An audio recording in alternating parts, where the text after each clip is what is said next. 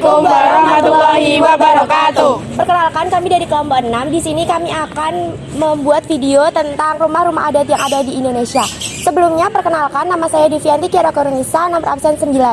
Nama saya Dika Kurniawan, absen 11. Nama saya Khalifa Nuraini, absen 25. Nama saya Kaila Syafa Ramadhani, absen 23. Nama saya Devi Anggiani Safitri, absen 8. Nama saya Agil Putra Herianto, absen 2. Selamat menyaksikan. Rumah Honai atau Rumah Onai merupakan rumah tradisional masyarakat Papua, pegunungan khususnya suku Dani. Rumah Honai berbentuk bulat sederhana dengan pintu kecil dan tidak dilengkapi jendela. Ada pula yang berbentuk persegi panjang. Rumah jenis ini namanya ebai atau Honai perempuan. Tinggi rumah sekitar 2,5 meter yang terbagi menjadi dua bagian, yaitu lantai bawah dan lantai atas. Lantai bawah biasanya digunakan untuk tidur, sedangkan lantai atas digunakan untuk menjalankan aktivitas sehari-hari seperti makan, bersantai, dan membuat kerajinan.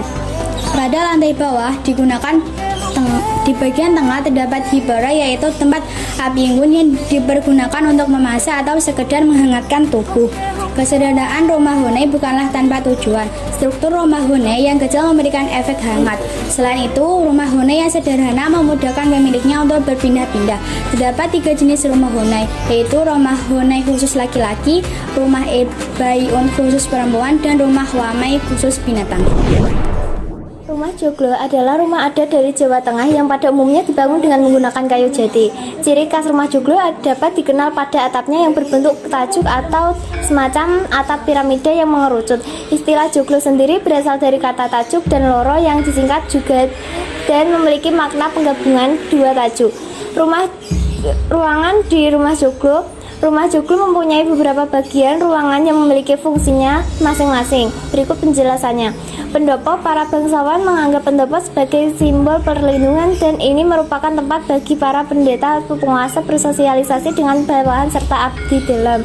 Peringgitan bangunan ini berada di belakang pendopo yang berfungsi menjadi pembatas antara pendopo dan dalam.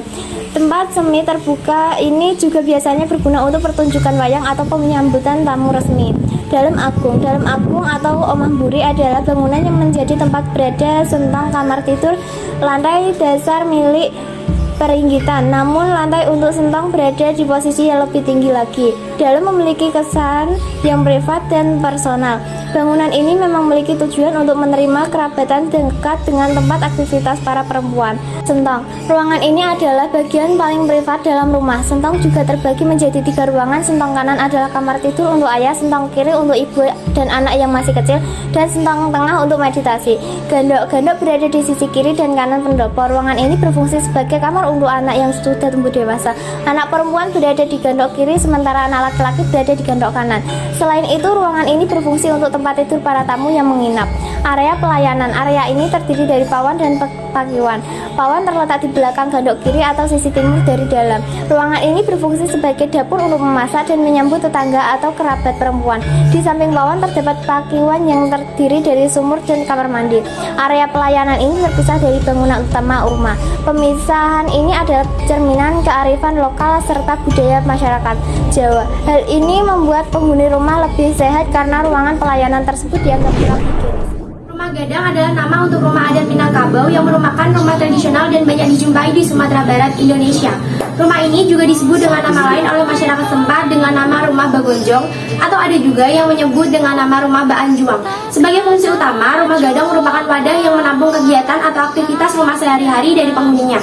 Umumnya, rumah Gadang adalah rumah yang dihuni oleh sebuah keluarga besar yang terdiri dari ayah, ibu, serta anak wanita, baik itu yang telah berkeluarga ataupun yang belum berkeluarga. Rumah adat Minangkabau memiliki keunikan yang terletak pada bentuk bangunannya. Bentuk puncak dari atapnya runcing menyerupai bentuk tanduk kerbau. Bagian atap yang melengkung dan lancip pada rumah Gadang. Selain itu, untuk tempat tinggal rumah Gadang juga mempunyai fungsi lain, seperti kegiatan adat istiadat, pertemuan keluarga, penobatan kepala adat, dan lain sebagainya. Rumah Gadang terbagi menjadi lanjar dan ruang lepas. Pembagiannya ditentukan dari arah banjar tiang, yaitu tiang yang berbanjar ke depan ke belakang menandakan lanjar, sedangkan tiang dari kiri ke kanan menandakan ruang. Jumlah lanjar umumnya berjumlah ganjil antara 3 sampai 11 ruang. Sedangkan untuk ruang lepas tidak ditentukan jumlahnya dan bergantung dari ruas daerah rumah. Di bagian depan juga biasanya terdapat 2 lumbung padi atau rangkiang untuk menyimpan beras. Selain itu terdapat pula ruang juang sebagai tempat pengantin bersanding atau tempat penobatan kepala. Tongkonan adalah rumah adat masyarakat suku Toraja yang berada di Provinsi Sulawesi Selatan. Arsitektur Tongkonan dikenal dengan bentuknya yang khas melalui struktur bawah, tengah, dan atas yang memiliki keindahan estetika, struktur, dan konstruksinya. Mekanika sistem struktur membentuk suatu sistem estetika arsitektural. Tongkonan tidak lagi dijadikan rumah tempat tinggal tetapi sudah tidak dihuni lagi. Karena setiap keluarga yang mendiami Tongkonan pada umumnya telah membangun rumah tinggal sendiri. Rumah adat Tongkonan yang syarat dengan ukiran mengandung makna, yaitu melambangkan status sosial pemilik Tongkonan menempati lapisan atas. Arsitektur Tongkonan dikenal dengan bentuknya yang khas melalui struktur bawah, tengah, dan atas yang memiliki keindahan estetika struktur dan konstruksinya. Sistem struktur dan konstruksi arsitektur Tongkonan merupakan sistem struktur yang terpisah antara bagian bawah disebut suluk Banua, bagian tengah disebut kali Banua, dan bagian atas disebut rantiang Banua. Setiap bagian memiliki sistem struktur dan konstruksi yang berbeda. Secara filosofis, Tongkonan selalu bertolak pada falsafah kehidupan yang diambil dari ajaran Aluk Todolo, di mana bangunan rumah adat mempunyai makna dan arti dalam semua proses kehidupan masyarakat Toraja. Tongkonan adalah simbol keluarga dan martabat orang Toraja. Jika Tongkonan digadaikan, apalagi dijual, ini ibarat menggadaikan atau menjual martabat keluarga dan nenek moyang kami, dan ini menimbulkan malu bagi anggota keluarga. Rumah adat Riau adalah salah satu warisan budaya yang dimiliki oleh Indonesia. Rumah adat Riau pada umumnya berbentuk rumah panggung yang terdiri di atas tiang dengan bangunan persegi panjang.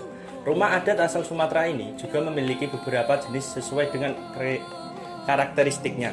Menurut Restian, beberapa bentuk rumah hampir semuanya serupa, mulai dari tangga, pintu, dinding, susunan ruang juga identik. Fungsi utama dari rumah ini adalah menjadi tempat musyawarah atau rapat adat masyarakat Riau.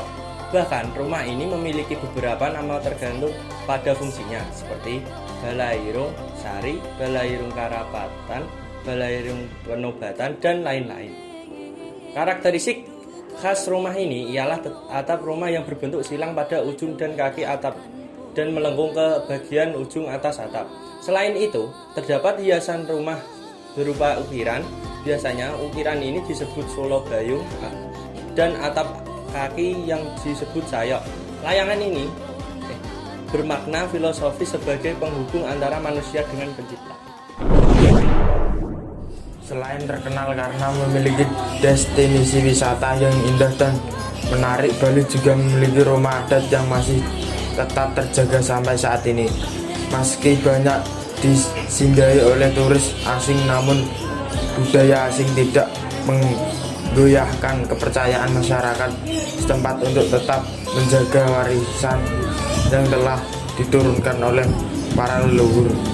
Rumah adat Bali merupakan salah satu rumah adat yang kaya akan filosofi dan sangat dipengaruhi oleh tradisi Hindu Bali dan unsur Jawa kuno. Fungsi lainnya dari rumah adat ini adalah sering digunakan sebagai tempat membuat patung atau ukiran adat Bali serta tempat merujut pakaian.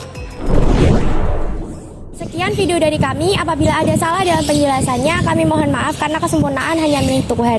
Wassalamualaikum warahmatullahi wabarakatuh.